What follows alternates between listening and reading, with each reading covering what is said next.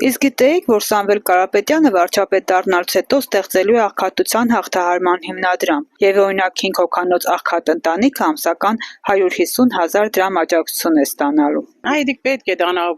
ընտանիքներին, փոխանակ նրանց օգնել ինչ-որ բանով սատարեն, բան իմ գործը չէ, ո՞ւմ գործը։ Դե քեզին չեն ընտրել են որ դու ջեբերդ լսնես։ Ժողովուրդը քեզ ընտրել է որ իրանց կարիքը հոգաս, իրանց մատից ինչ-որ փուշ անես, ոչ թե դու քեզի լավ զգաս, ասես ինչ պետք է, հա։ Դիք ճիշտ է, միանգամից ճիշտ չէ։ Այսինքն մինչև Կարապետյանի այդ ծրագիրը մեր կառավարությունը պիտի հոգա այդ ընտանիքներին։ Ինչ պետք է, եթե ինքը արդեն 8 տարի ոչ մի բան չէր այդ ընտանիքի համար, չէ լինե։ Յուրահատուկ ազնվորություն է ինքը։ Յուրահատուկ ազնվորություն։ Անձամբ ճանաչում եք, թե իր արած գործերով է։ Չէ, իր արած գործերով։ Հիաժանց մարդ է, ազգասեր, հայրենասեր, ժողովրդասեր, բարեգործ,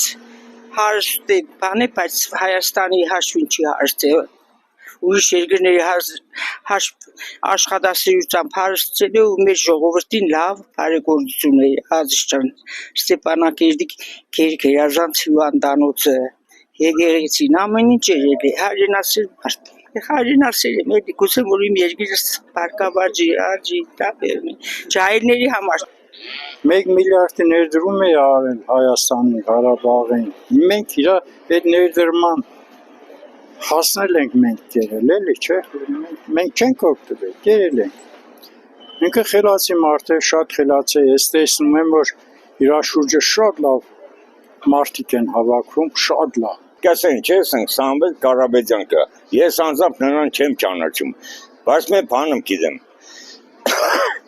Ինքը իր կյանքով, իր ապրածով մանկավարժի թոռ է եղել։